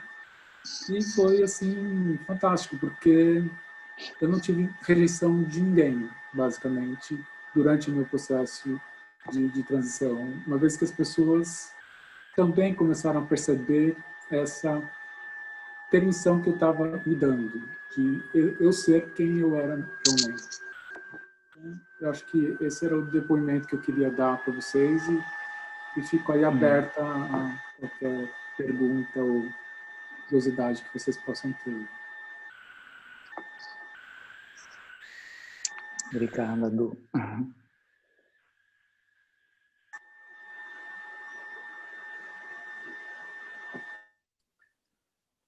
Muito bacana o depoimento, né? Obrigado. A gente tem uma pergunta que é polêmica. Agora, Ana, até que horas a gente vai? 10h30. Nós temos uns 20 minutos, mais ou menos. Então, né, já vamos soltar a polêmica aqui, né? A Suzana Hirata, ela fala, olha, quando falamos em crianças, precisamos ter cuidado em nos referir a elas como crianças trans. São crianças com questões de gênero. E essas crianças trazem essa questão importante, a de nos questionar sobre esse sistema de visão binário. As crianças nos fazem olhar os paradoxos de maneira mais criativa, como disse a Júlia. E aí, Júlia, e se Du quiser falar também, assim, como que vocês vivem isso? Acho que tem um incômodo enorme em juntar o tema criança e trans. E não sei se vocês vivem isso, mas como pessoa da comunidade LGBT, eu penso que fica parecendo que tem algo fóbico ali. Por outro lado, como psicólogo, eu realmente penso, precisamos ter cautela, né? Porque estamos falando de crianças. Então, assim, como que você vê isso, Júlia? E se Du quiser falar também, fica à vontade. Eu acho que assim, se você consegue amenizar, né, a vivência desses estereótipos na educação da criança, tudo que a gente precisa é só observar, né? Você não precisa taxar, né? Você não precisa dizer que ela é trans, que ela não é trans. Você só precisa deixar ela ser, ela brincar, ela experimentar. Tem muitas crianças que se identificam, às vezes, com o universo, né, feminino, meninos que gostam de brincar com as coisas de menino e vice-versa. Isso não tem uma relação com ser trans, ou isso não tem uma relação com a identidade de gênero, né? Só que quando eu comentei, né, da vulnerabilidade do eu, né, quando essa criança fica ouvindo a negativa o tempo todo, isso não é para você, isso é brinquedo de menina, isso é jeito de menino, fecha a perna, né? Você não pode vestir bermuda, você tem que usar saia, porque menina, você tem que ser delicada, enfim. Né? Massacrar a criança assim, com esses estereótipos vai produzir muitas vezes na criança uma noção incongruente, né, do que ela é enquanto noção do eu, né, e como ela tem que se comportar. Então, muitas vezes a disforia nasce dessa articulação que a criança faz, né? E se a gente oferece estímulos mais livres, né, a gente vai observar como ela vai se constituir, como ela vai crescer, né? E ela mesma, a gente só tem que escutar a criança. Ela vai dizer, não é? Como ela se compreende, né? É muito natural, a criança é muito espontânea. A gente tem relatos, por exemplo, de comunidades americanas, não sei se vocês ouviram, que tentaram criar as crianças sem nenhuma referência, né? Acho que foram para uma coisa mais oposta, assim, mais radical. Isso gerou angústia, né? Então, qual que é a nossa sugestão, né? Ela nasceu um menino biológico, né? Ela vai receber esse estímulo básico, mas não sobrecarregar com o estímulo, né? Observar, escutar. Todo o trabalho que a gente faz com crianças que trazem questões de gênero, né, até a adolescência, é acompanhar, né? Não tem interferência, como as pessoas acham, né, que dá hormônio, que o medo, né, que se tem de você direcionar, né, a criança para ser alguma coisa que o adulto acha que ela tem que ser, né? A gente vê as angústias dos pais também, né? Quando no ambulatório essa criança parece muito indefinida, né, com as questões de gênero que ela traz, e os pais querem uma resposta. Tá, mas ela é uma criança trans? E a gente diz, não sei, a gente está observando, né? Tem questões de gênero, né? Mas como vai articular isso, a gente ainda não sabe. Agora, se persistir esse discurso da própria criança, e que diz eu sou uma menina, ou que diz eu sou um menino, né? Ela está chegando na puberdade, a gente considera então, junto com os pais, junto com vários profissionais, os bloqueios hormonais, né, para que essa criança não desenvolva as características secundárias durante a adolescência. Porque na transição futuramente, interfere muito, né, quando isso já se desenvolveu, quando as mamas já cresceram, né, e então não precisa chamar de nada, né, é só acompanhar, escutar a criança. Tudo bem. Acho que a Suzana pode falar também um pouco, se ela quiser, porque ela também trabalha no ambulatório, trabalha com crianças. Acho que Du quer falar, né, Du? Posso falar um pouquinho da minha experiência pessoal? Eu fui uma criança que tinha os meus conflitos internos e eu sentia 3 coisas principais sobre aqueles sentimentos que eu tinha, né? Que era medo, vergonha e culpa. E isso pela forma como eu fui criada, pela família que eu tinha, pelo ambiente no qual eu convivia, pela dificuldade de encontrar informações, de discutir com alguém aquilo que eu sentia. E eu acho que é importantíssimo que a criança sinta confiança em falar o que ela sente. e que isso, de alguma forma, seja escutada pelos pais, principalmente, coisa que não aconteceu comigo, porque eu não sentia nenhum tipo de liberdade para expor o que eu sentia. Minha família era muito conservadora, assim como quase todas as famílias há 40, 45 anos atrás.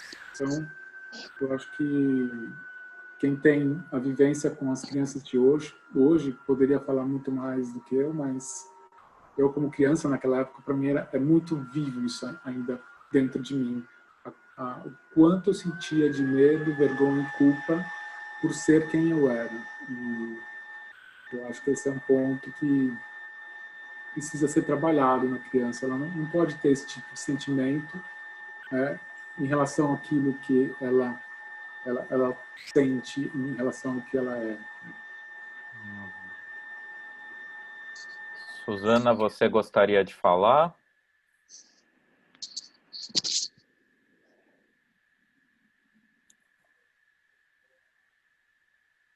Não sei se a Suzana está aqui. Cadê? Tava. Bom, se quiser, só avisar-nos, né? A Simone pergunta: a pessoa trans necessariamente passará por transformações corporais? Então, isso que a gente estava falando da pessoa transbinária, da pessoa trans não binária, eu acho que até, sei lá, uma década atrás, era muito também estereotipado esse caminho da transição, né? Parece que todas as pessoas trans, né, elas passariam, então, pela hormonização, pela cirurgia masculinizadora, feminilizadora, né? Mas hoje, né, com essa abertura cada vez maior, né, com essa abertura para olhar, né, o singular, para aceitar, porque eu acho que muitas pessoas trans que fizeram essas cirurgias, essas mudanças físicas, também fizeram porque queriam se sentir aceitas, né, porque queriam se sentir amadas, queriam se sentir pertencentes à comunidade, né. Enquanto essa comunidade não abre o leque, né, do quanto é possível você admirar a beleza do diferente, sem ser uma coisa exótica, não é? Que espaços as pessoas trans acharam, né, para se expressar, para brilhar, né, fora da arte, por exemplo, né? Os artistas sempre foram valorizados. Mas e no dia a dia, né? A gente brinca, você me levaria para conhecer a sua mãe, né? Você me apresentaria para os seus amigos, né? Como sua namorada, né? Então, enquanto existe esse estigma, né, fica muito atrelado essa necessidade de transformações, né? Essa necessidade de ser mais passável, né? Essa necessidade de ter uma imagem mais aceitável, vamos pensar, né? Isso não é diferente das pessoas de um modo geral, né? Quando a gente fala, acho que até conversamos, né, Gustavo, outro dia, sobre como todo mundo, de alguma forma, tem algo a ver, né, ou chegar no consenso com o seu corpo. As mulheres, a questão de sobrepeso, né? Parece que todo mundo tem alguma questão, né, de encontrar essa harmonia da sua psique com o seu corpo, né? E esse sentimento de ser integrado, pertencente, amado, aceito, né? E o quanto a gente ainda tem esses modelos estereotipados. Não é diferente na pessoa trans. Pois é, né, Júlia? E eu lembro que a gente conversava desses atravessamentos sociais que talvez em Jung a gente possa chamar de complexos culturais. E quais são esses complexos culturais que fazem sombra sobre os nossos corpos, né? E claro, sobre os corpos gordos, sobre os corpos trans, né? Nós temos diferentes experiências, mas de invalidação e de invisibilização, né? Queria deixar com vocês um último link, porque eu acho que a invisibilização é um problema gravíssimo que gera isso que você falou, Júlia, que é essa questão do exotismo, como se a população trans tivesse surgido agora, nos últimos 5 anos, como se fosse moda, né? E isso já aconteceu com gays, lésbicas, bissexuais, e também já aconteceu com outras populações que não as populações que a gente está falando na comunidade LGBT. E o link que eu deixei é de um artigo da Jaqueline de Jesus sobre Chica Manicongo. Chica Manicongo foi a primeira pessoa transgênere, como preferirem, que a gente tem registro na literatura, né? Curiosamente, né, uma pessoa negra escravizada do século XVI que usava roupas nascida homem, como ali era considerado, e usava roupas femininas e se comportava como mulher na medida das possibilidades dela, né, da época. Isso no Brasil, né, no Brasil colônia. A gente tem registros no mundo inteiro, século XVI, século XVII, século XVIII e muito antes também. Mas no Brasil sempre houve as transgeneridades, sempre houve a comunidade LGBT, sempre houve os LGBTs sem comunidade. E essa invisibilização, ela é projeto, né? Consciente por algumas pessoas, mas movida por um grande inconsciente, e aí a gente fala de complexo cultural, né? Que sustenta esse projeto de invisibilização e que tem como consequência que a gente sempre experimente o diferente como o não pertencente, né? Como aquele que não é válido, como aquele que não é legitimado.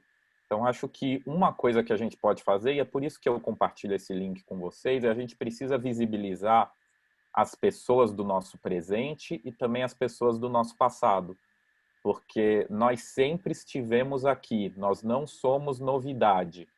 Pode ser novidade para algumas pessoas, ou pode aparecer agora com um diferente grau, né, de destaque em algumas mídias, mas nós sempre estivemos aqui.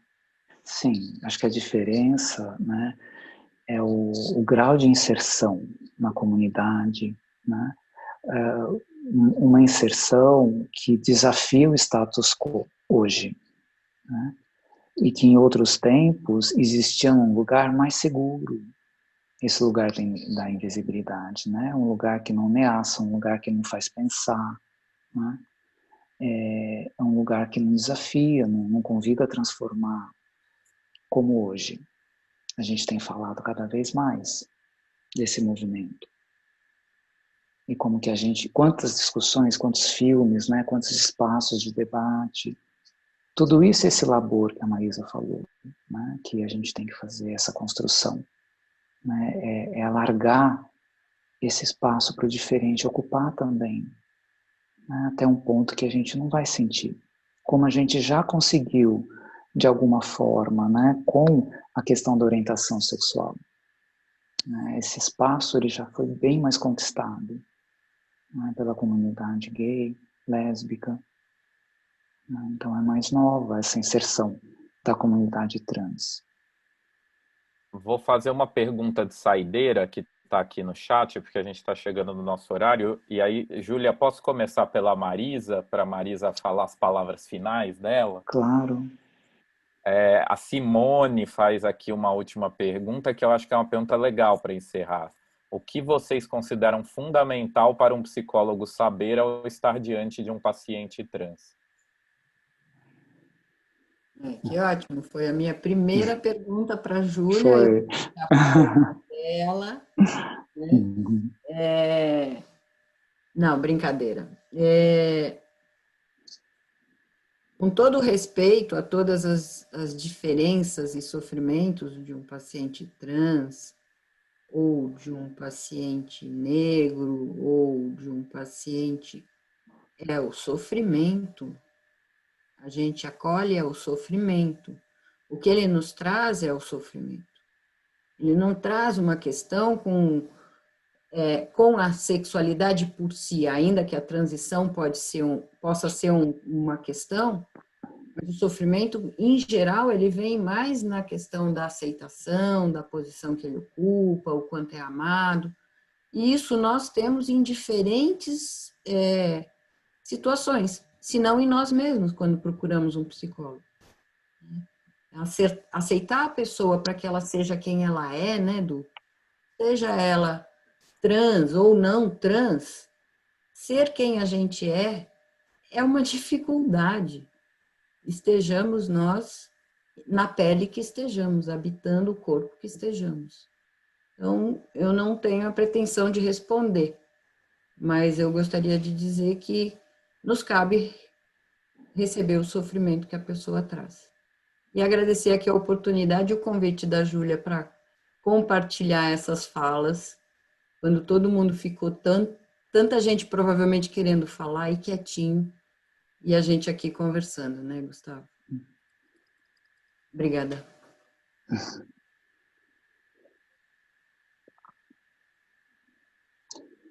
É para eu acrescentar alguma coisa?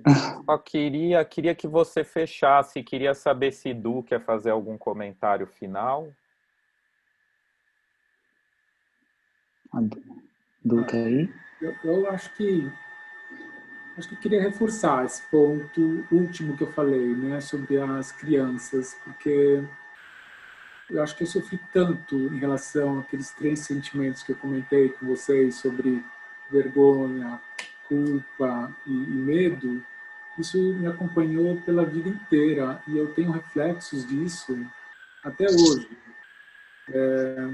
Eu acho que a questão de como falar sobre o que é uma pessoa trans com uma criança, nem sei se é tão importante assim. Eu não tenho formação em psicologia ou em psiquiatria, não sou médica, eu sou engenheira, para vocês terem uma ideia. Mas eu acho que o que a criança sente não pode ser algo negativo em relação àquilo que ela é, porque se isso não é esclarecido para ela, esses sentimentos são carregados pela vida inteira, trazendo prejuízos enormes. Até eu conseguir me expressar, falar sobre aquilo que eu queria na minha vida e tivesse aquele ímpeto para buscar aquilo que eu queria, foi muito difícil. Eu sempre fui uma pessoa extremamente tímida, com muito medo do que os outros poderiam pensar de mim, da forma como eu era, por esses pontos que eu estou falando com vocês. Eu acho que uma atenção em relação à criança, ao ambiente onde ela vive, a escola também faz parte disso tudo, e o que a gente vê muito por aí é bullying em relação à criança que tem sinais do que é ser transgênero, e com isso a gente sabe, muitas crianças vão para a evasão mesmo e não têm oportunidade de crescerem profissionalmente, de terem uma carreira, de uma vida de escolhas e digna. Então acho que esse é o meu ponto principal. Uhum. Do importante que você está falando, né? Eu acho que quando a gente fala das gerações, né, você também está trazendo um panorama que eu vivi pessoalmente, né? Eu acho que a gente teve resiliência para superar, porque provavelmente a gente teve outros apoios, né? Para dar conta dessa vulnerabilidade que eu chamo, né? Que eu falo, que vai criando nesse ego que é atacado pela família, depois pelos colegas, né? Mas eu acho que a gente também pode fechar com uma mensagem mais otimista. Uhum. Eu tenho percebido já, né, muita mudança nesse sentido. Das escolas, né? A gente tem muito mais informação circulando, a gente tem muitas crianças no ambulatório que a gente acompanha, né? Esse acompanhamento envolve também o atendimento aos pais, como eu falei, aos educadores, aos profissionais que acompanham essas crianças.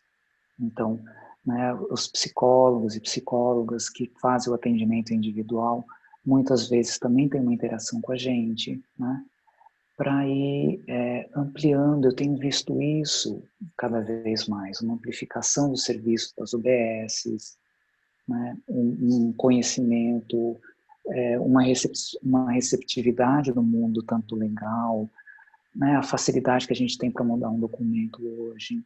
Muita coisa mudou. né? Eu acho que muita coisa ainda precisa mudar, mas estamos caminhando, né? Eu acho que a semente está se desenvolvendo cada vez mais. Esse espaço novo, que acolhe diferente, né?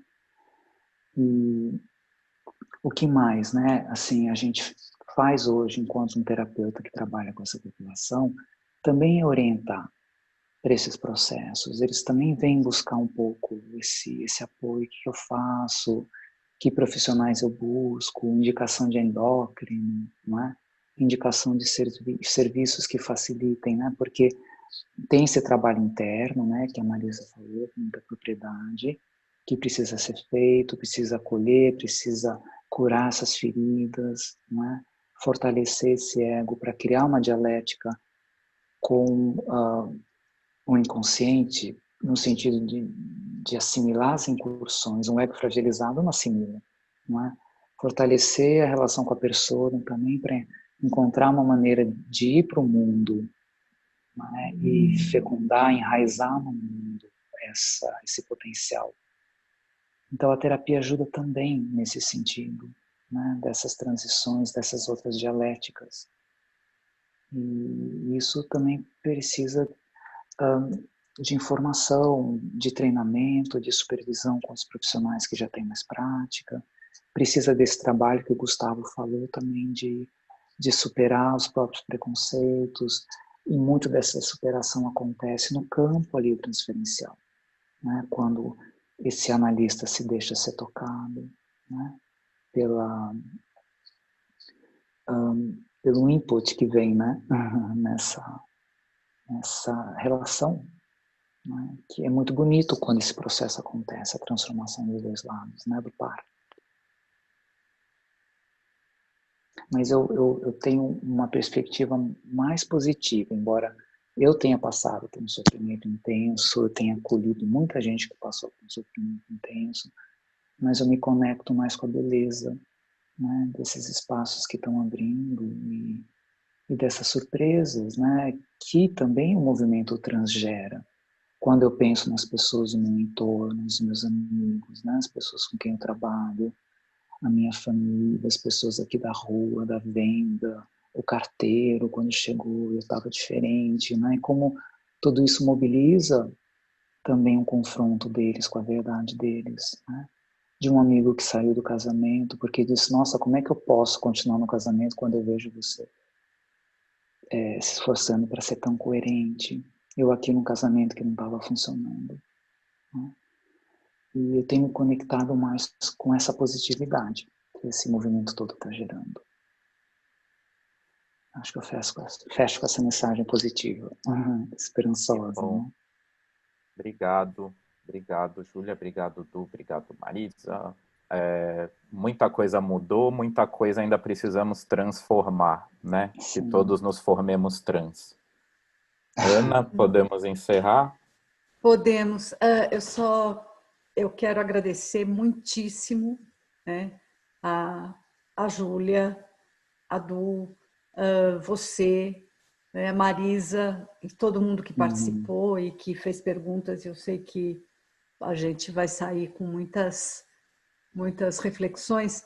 E só um dado, né, dentro desse olhar da Júlia, né, que é um olhar mais esperançoso.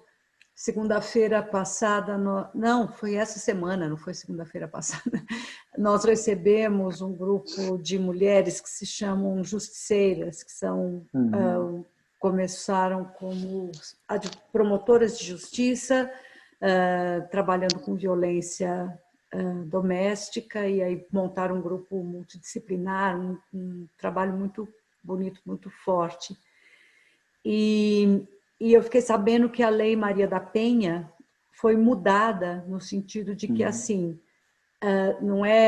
ela não atende a mulheres vítimas de violência, ela atende a pessoas que se reconhecem como mulheres vítimas de violência.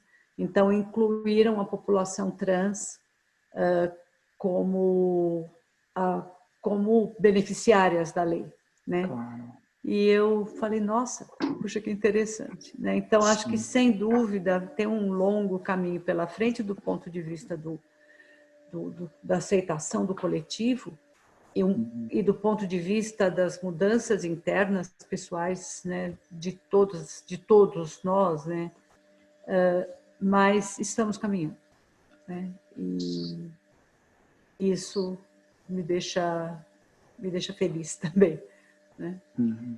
Então, agradeço muitíssimo novamente. E Gustavo, fecha, é com você. Beijo, gente!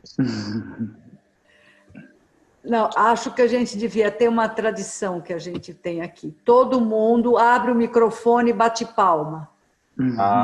Vamos lá.